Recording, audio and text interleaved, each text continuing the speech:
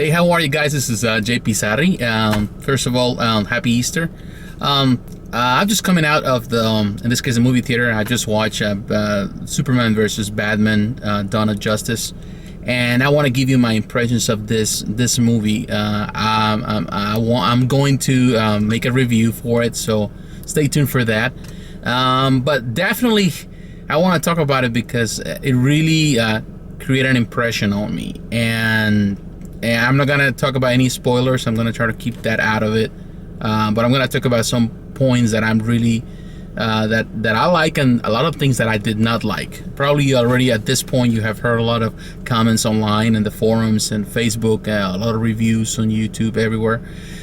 This movie hasn't gotten really good reviews, and of course there's a lot of fans that they are supporting the movie. A lot of people are talking good about the movie. A lot of people are talking bad about Rotten Tomatoes or all this different sites that they keep up with the reviews. And to be honest with you, I think that's is very unfair, and I'm gonna explain why. I'm a big fan of movies. I'm a big fan of in this case superhero movies.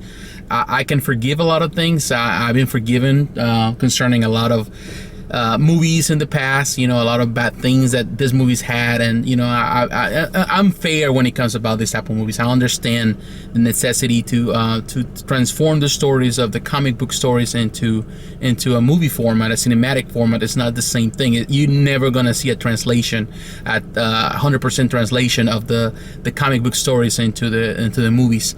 But there's you have to give. There is some compromises that need to be made. But one thing I can say about this movie is that it completely lost me. I was really in the beginning. It was kind of nice, as you know. Zack Snyder has always been a very his movies are very beautiful.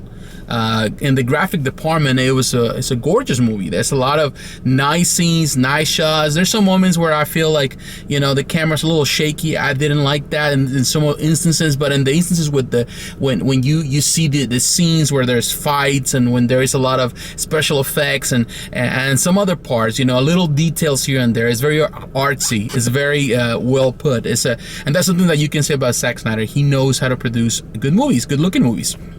But a movie is not only made about images. Images can take you so far, and when it comes about the story in itself, it was very nonsensical. There was a lot of holes in that plot. It was so stupid at times that I couldn't stand it. It was like, it's a long movie, and I think one of the biggest issues that he has is that the pacing is so bad. At moments it's extremely slow, and then it picks the pace, and then it goes back to be extremely slow.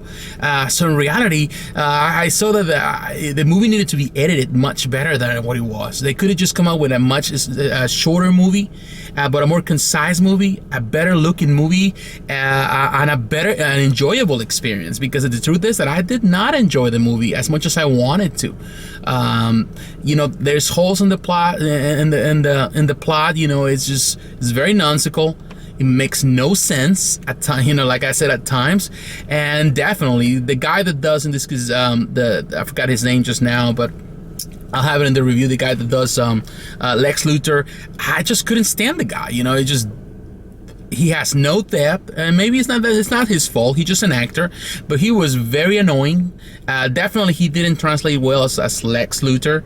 I didn't like, he didn't have no background to you really can say why he hates Superman so much and why he gets in the way. It just didn't make sense. It's like everything is put together. And one thing I can say about it, like they try to take, in this case, Zack and maybe DC, they try to put so many references of a lot of stories. They took a lot of material from different materials, comic book material, and it didn't make sense. It's like they make this story that at the end, you don't know exactly what it is.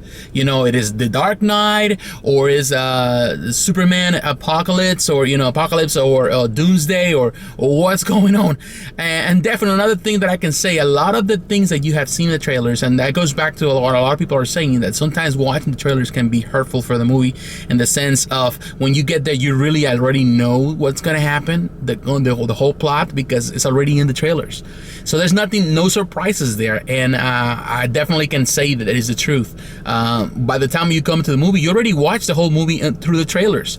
And there's nothing new, probably new scenes here and there, but nothing really to add. I didn't like that. Cavill, as always, is a good Superman, but the movie didn't, even though it's a movie that is based on his persona, it didn't go in depth with him, and I didn't like that. I really like Man of Steel. I think Man of Steel was much better at the end with the story compared to this.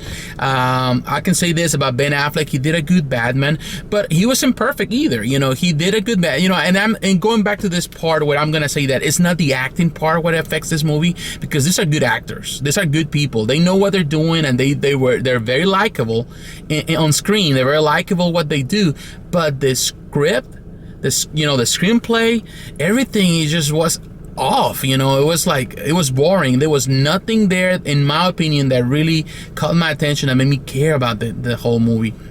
Another thing, there's no humor at all. It's very dark in many ways, and that darkness doesn't feel right for this type of characters. Of course, a lot of people might argue, well, Batman is dark and blah blah blah, but the truth is that it didn't feel right for this movie.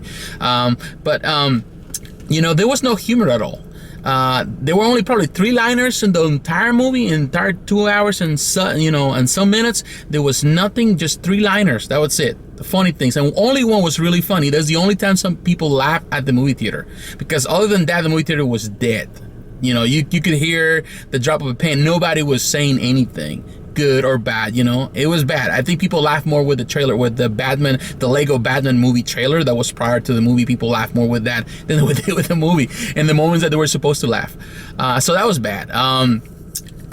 In this case, Gal Gadot doing Wonder Woman, she was fantastic. I can say that she was gorgeous. She's gorgeous on screen. So the words about, a lot of people were talking smack about her for a very long time. They can just eat their words, because she did a good job. But at the end, a good-looking movie doesn't translate into a good movie. And that's something that I can say this. Did I enjoy the movie? I did not enjoy it. I did like some parts of it. I did like some of the visuals of it. But I did not like the movie. And that's very sad, because we've been talking about this movie back since 2013. We've been talking about it, it's been talks about it, and in the last 3 years, people have been expecting this movie. And by the time we come to see it, it's not what I was expecting. I heard a lot of comments, people saying, especially a lot of young people say, well, it's going to be a cult classic like Watchmen, Zack Snyder is a good director, you can watch, in this case, Sucker Punch. And I can tell you one thing, I like Sucker Punch, I like Watchmen, and this movie, I could say, is average, as much as I can say. And the only reason it's average is because of the visuals, because of the CGI, all the effects into it.